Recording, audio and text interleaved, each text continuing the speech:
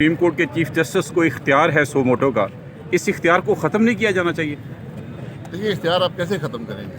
یہ تو آپ لوگوں کو پارلیمنٹرین کو انہیرنٹ ہے نا اس نظام کے اندر. اب اس کو استعمال کیسے کرتے ہیں؟ آپ چیف جسٹس ایکسپیکٹ کرتے ہیں کہ وہ ملک کے مفاد میں استعمال کریں گے یا ہیومن رائٹس کے لیے استعمال کریں گے. اب آپ دیکھ لیں جتنا ظلم نیب کے اندر ہوا ہے لوگوں کے ساتھ، ریمارکس بھی دیے گئے سپریم کورٹ کے اندر، لیکن کوئی سو موٹو کوئی کیس نہیں دیا گیا. بلکہ آپ کے سامنے فواد حسن فواد صاحب نے بیان دیا ہے کہ میری بیل کی اپلیکیشن 10 مہینے چیف جسٹس پاکستان کے پاس پڑی رہی ہے، انہوں نے اس کو لگایا نہیں. عباسی صاحب یہ بتائیے کہ ججز کے احتساب کا طریقہ کار آسان اور صاف نہیں ہونا چاہیے؟ نہیں، آپ کے پاس اتنا بڑا ایک احتساب کا ادارہ موجود ہے، اس کے اندر شامل ہو جائیں سارے جو بھی احتساب کروانا چاہتا ہے.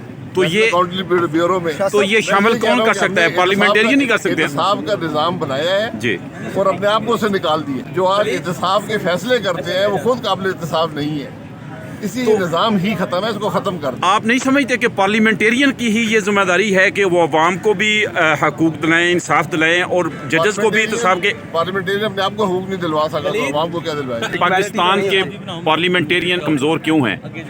پارلیمنٹرین کمزور کیوں ہے؟ ہاں جی، کمزور اب 50% میں ایک آدمی کمزور نظر نہیں ہے. ججز کا احتساب نہیں کر سکتے، ملٹری کا احتساب نہیں کر سکتے، تو یہ کمزوری نہیں ہے پارلیمنٹرین کی؟ یہ نظام نے کمزوری پیدا کرتی ہے. تو نظام کس نے؟ آج آپ سب تنقید صرف کمزور وہ ہوتے ہیں جس میں حالات کو تنقید کر سکتے ہیں.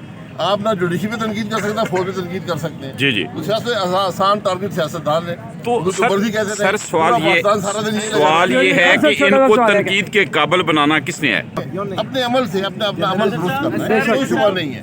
آپ کے اپنے عمل سے اپنی عزت سنبھالنی ہے ہر ادارے میں. آپ نہیں سمجھتے کہ آئین جو ہے اس کو بھی نظر ثانی کرنی چاہیے اور اس کے اندر کچھ ایسی چیزیں ہیں جو نکالنی چاہیے تاکہ پارلیمنٹرین مسلسل طور پہ ریوائز ہوتا رہے؟ پارلیمنٹ میں ہوتا ہے، امینڈمنٹس ہوتی ہیں.